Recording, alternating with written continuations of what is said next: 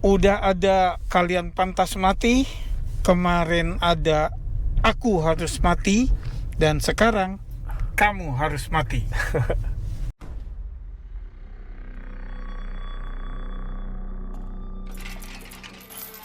Sam, The Talkies, Ngomongin film bersama Bayu dan Edoy.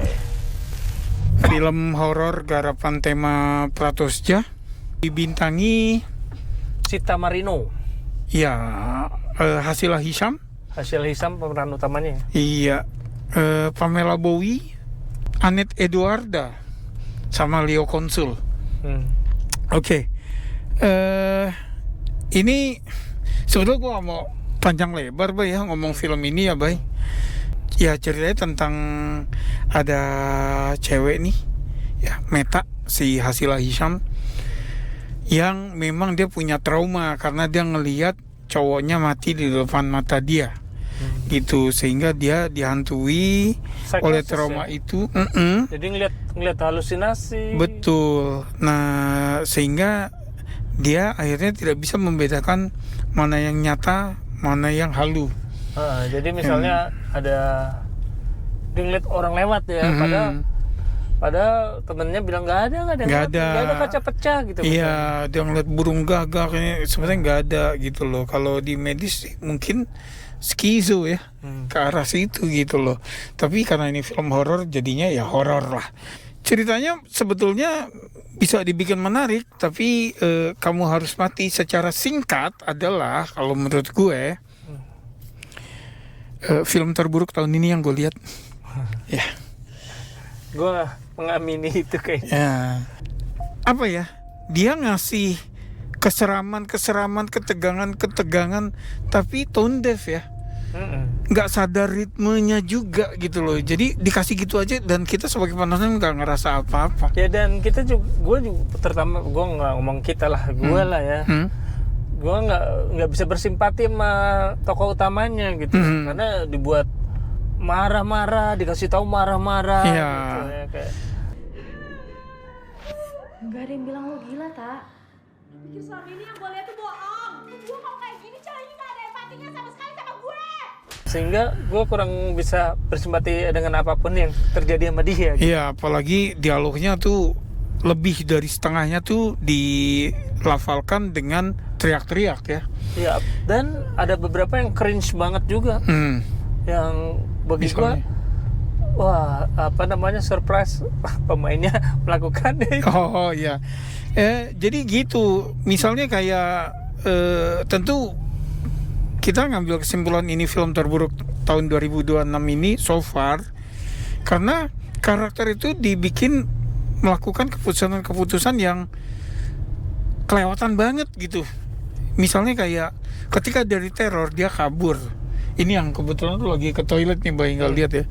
Dia kabur ya dari lantai 2 ke tengah menuju pintu keluar. Begitu di tengah dia ragu karena temannya masih di atas. Dia mau nunggu gak ya gitu, dia ragu gitu. Dia ngeliat piano di tengah ruangan itu main sendiri. Serem dong gitu loh. Nah yang dia lakukan kemudian adalah dia balik badan, dia ngeliat ada pintu itu dia buka, yang jelas bukan pintu menuju keluar rumah ya gitu loh, karena pintunya ada di samping dinding banget gitu loh. Pintu itu dibuka dan ternyata pintunya menuju kemana? Ke basement. Tahu kan? Basement gelap yang kalau di film-film horor kayak gimana kan. Nah dia ngeliat itu, dia buka basement. Apa keputusan dia ngeliat itu semua? Dia turun ke basement itu, yang memang lebih serem daripada tempat yang dia lari gitu loh. Jadi yang kayak gitu loh ya, kita nggak bisa bilang namanya juga film horor kan, nggak bisa. Tetap harus ada pijakan logisnya gitu loh. Ini memang film gitu loh, tapi ya harus ada pijakan logis gitu. Masuk akal gak sih ketika lu takut kemudian ada pilihan antara tempat lu takut sekarang sama tempat yang lebih menyeramkan, dan lu pilih tempat yang udah jelas-jelas kelihatan lebih menyeramkan gitu. Itu ya, itu salah satu contohnya ya.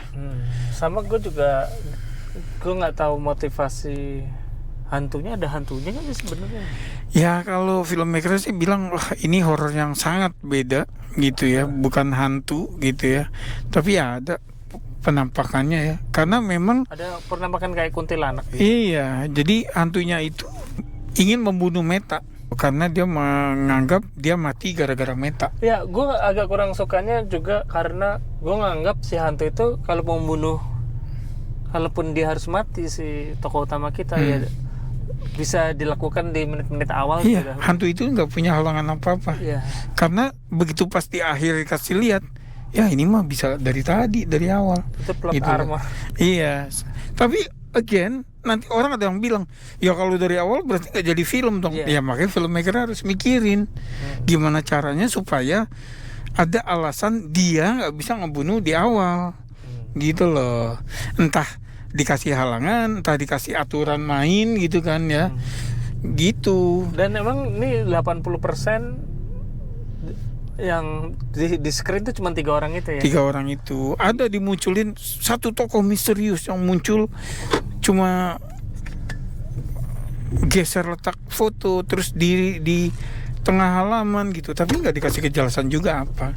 Bahkan sampai ending ya, sampai kredit dia muncul, kita nggak tahu maksudnya fungsinya dia tuh apa gitu. Iya, dan supposedly plot twist yang akhirnya gue juga udah nggak terlalu peduli sama plot Iya, twistnya. plot twist atau blunder gitu ya. Itu sih kesimpulannya, gue sih nggak mau terlalu panjang lebar ya. Jadi untuk film ini gue akan quote salah satu dialog yang dilontarkan oleh salah satu karakter yang kebetulan dimainkan oleh sutradaranya sendiri. Dia bilang ke tokoh Meta, karena Meta ini mencoba menulis skenario ya. Iya.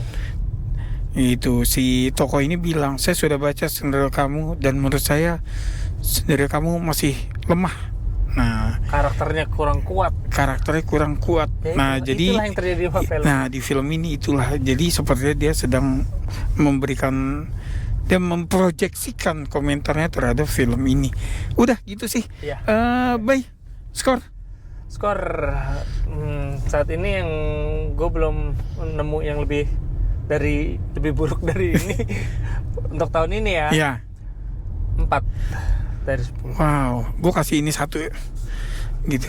1. Ya, udah gitu aja. Kamu harus mati dan jangan kaget nanti kalau lihat di filmnya ada plat mobil masih hitam terus tahunnya masih 2021 karena filmnya memang diproduksi sebelum pandemi.